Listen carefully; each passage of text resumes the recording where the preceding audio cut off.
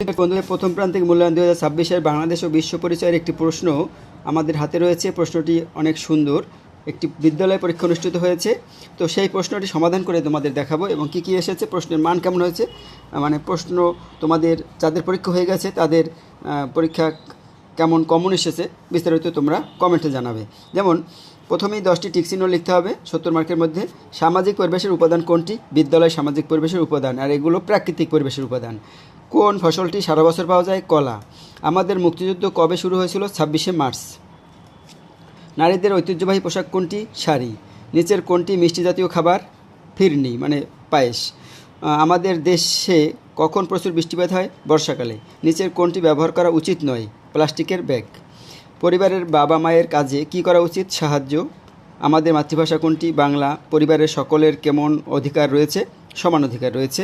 এবার শূন্যস্থান পূরণ থাকবে 5টি, 5 মার্কের জন্য। বাংলাদেশে গ্রীষ্মকালে ড্যাশ অনুভূত হয়? গরম অনুভূত হয়। 16ই ডিসেম্বর আমরা ড্যাশ দিবস পালন করি? বিজয় দিবস। সকল পেশার প্রতি ড্যাশ দেখাবো? সম্মান।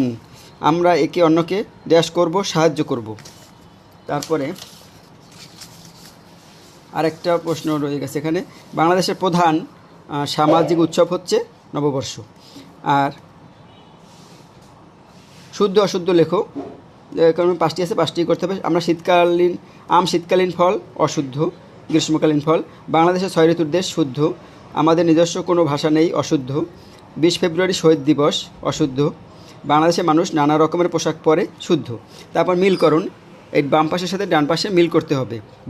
বাংলা হবে 3 ভাষা। ঈদুল ফিতর 4 ধর্মীয় অনুষ্ঠান।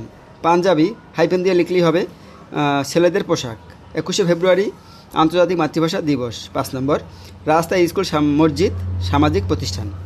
এরপরে 5 নম্বরে সংক্ষিপ্ত প্রশ্নের উত্তর লিখতে হবে 60 থেকে 5টি, এবং যা 3 মার্ক করে। এখানে কিছু সংক্ষিপ্ত প্রশ্ন দেওয়া রয়েছে, এই প্রশ্নগুলোর অ্যান্সার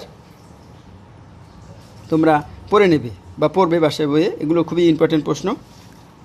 আর বর্ণনামূলক প্রশ্ন লেখো যে কোনো 60 থেকে 5টি। এখানেও 60টি বর্ণনামূলক একটু বড় প্রশ্ন আছে।